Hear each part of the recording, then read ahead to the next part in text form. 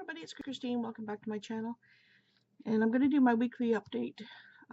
But I want to preface this by saying the bad juju and karma that's being dropped on this family can stop at any time now.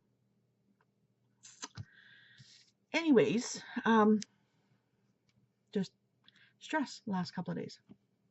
So, needless to say, I definitely am probably not going to finish my Triple RC challenge because I've been watching coloring videos and just to keep calm. So anyways, I finished reading Nora Roberts' Black Rose. This is book 2 of In the Garden trilogy, and this is about Roz and is it Mitch? I think so. Yeah, Mitchell. And it's her house, the Harper house, that all this stuff is happening. She owns a garden center, and there's a ghost of Harper, the bride of, they call it the bride of Harper House. And it was nice to see a little bit more. They're like, how do I say it?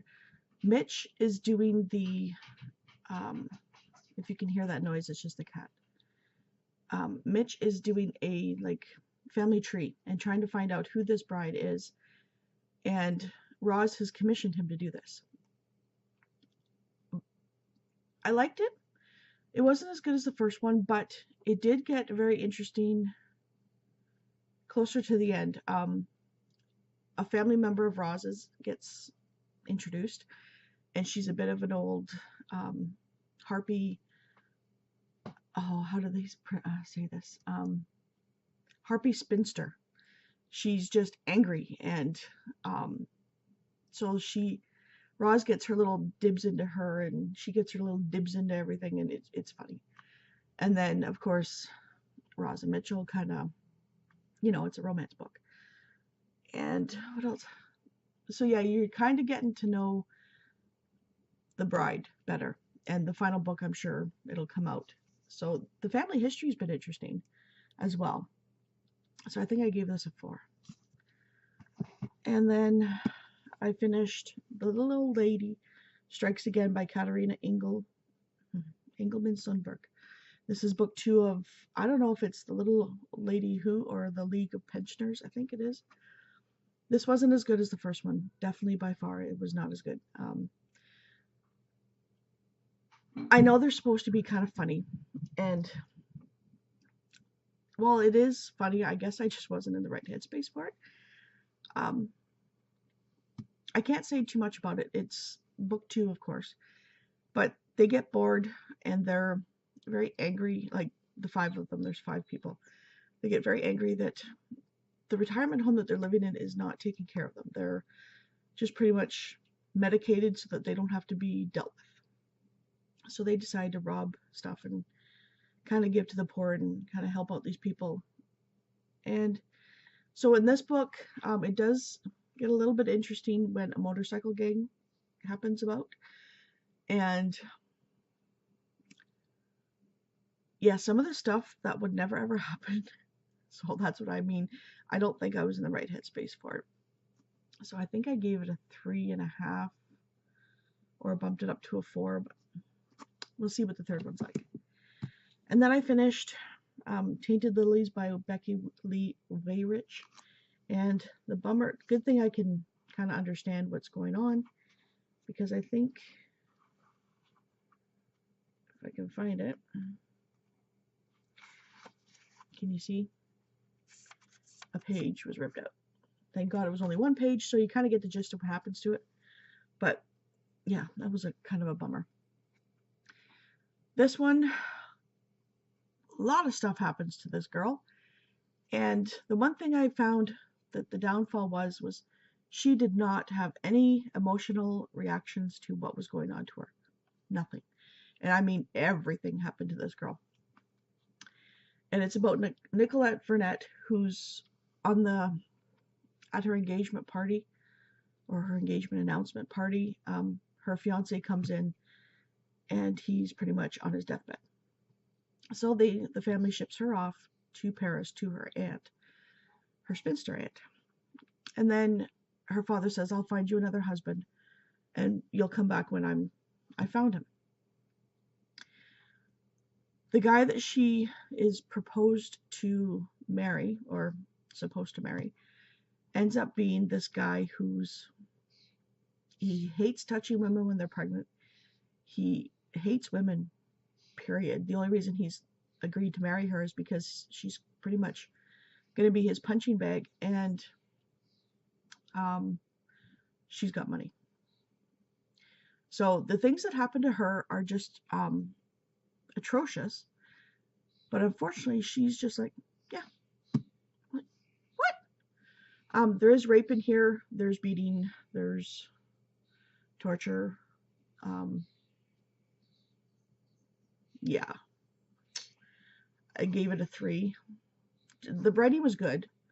The premise was kind of okay. The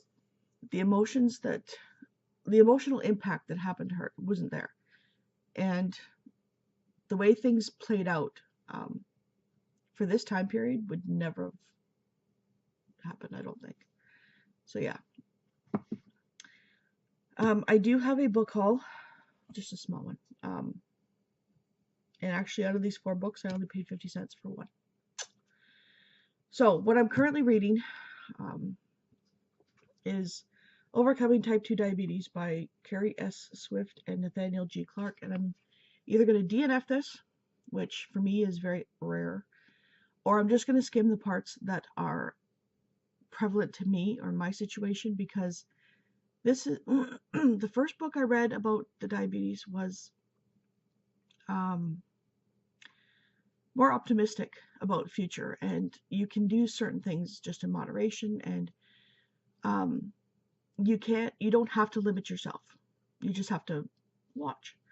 This one is pretty much, you can't do this, you can't do that, you can't do this, you shouldn't do this. It's all doom and gloom, and right now I need the optimism, not the doom and gloom. So we'll put that. And then of course we're still reading Goblet of Fire. Last night my son was just too wired to listen to anything, so we are still almost we're this far away from the end. So I think what part are they? Oh yeah, Mr. Crouch and the Dream. That was where we ended off. So I also started our hashtag on the booktube shelf pick for June, which is The Silent Wife by Carrie Fisher, and the writing is really good. The storyline is good, and you kind of get to see a back.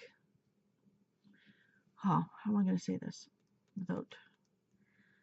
There's emotional abuse, there's physical abuse to one of the wives in this book. Her husband, Massimo, I could shoot him. He is one of those that everybody thinks he's such a charming man. You're so lucky to have him as a husband. And behind the scenes, he's an asshole. Plain and simple. Yeah. And he treats his 7-year-old son like, wow. Ooh. So, yeah, it's about Laura and her husband, Massimo, and Maggie, who has just married Massimo's brother, Nico. So they have a blended family because Nico has a daughter, Francesca, who is like 14, I think. And Maggie has a son, Sam, who I think he's 10. And then Laura and Massimo have a son named Sandro, who is 7. So it kind of starts on the wedding day of Maggie and Nico and the very angry feelings that are at that wedding. Because Nico's first wife, Caitlin, has died of cancer. So it's really good. So I'm also reading She Tempts the Duke by Lorraine Heath, and this one it starts off with 3 boys right after their father's funeral get locked into a tower or a castle, whatever, and their next door neighbor, best friend, Mary, hears that their uncle wants to kill them, so she gets a key and unlocks them, and they leave. So the next part is when the 3 come back and say, no, we're the rightful kids, and we want our stuff back, pretty much, because their uncle is trying to get the dukedom, So that's about as far as I've gotten so far.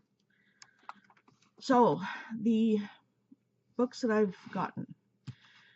I went to try and find our hashtag on the booktube shelf pick for next month, which is Meg by Steve Alton, the very first book. And I have the fourth book, but I don't have the first. And I'm finding it very hard to find. So if I don't find a copy of it, I will not be participating, but I'm hoping to find a copy of it. I'm going to go to one or two other bookstores in town today, plus our library, to see if they have it. Because Chapters, Kohl's, which is owned by Chapters, only has it on as ebook, and I refuse to pay $13 for an ebook. In fact, I refuse to buy ebooks, but that's besides the point. So while I was at one of our favorite places, I seen this one, and I've heard a lot of people talking about it, and I only paid 50 cents for it. And it's Tigana by Guy Gabriel Kay, and I think this is a standalone. I'm pretty sure. So why not? Picked it up. And then my daughter, long story short, or it's a long story, she was going to buy me a set of acrylic nails, and other priorities came up, so she couldn't, so she ended up buying me a book. And I have one in the series, but not this one, and it is The Dark Tower, The Gunslinger by Stephen King. I do not have this one yet. I've read the first three, and then when I heard that more were coming out, I stopped reading them until it was finished, and I think it's finished now. So I'm looking forward to reading this again. And the last two books that I received are review copies. The publicist for this author asked me if I would read and review this book for her. So it's Murder in Little Shendon by A.H. Richardson. And I will be able to do a giveaway for another copy of this. Whether it's going to be ebook or print is up to the winner. And the publisher will send that to you. So look forward to seeing that. I'll probably be getting to this in the next week, maybe 2 weeks. Yeah, so there's that one. And the other one is an author,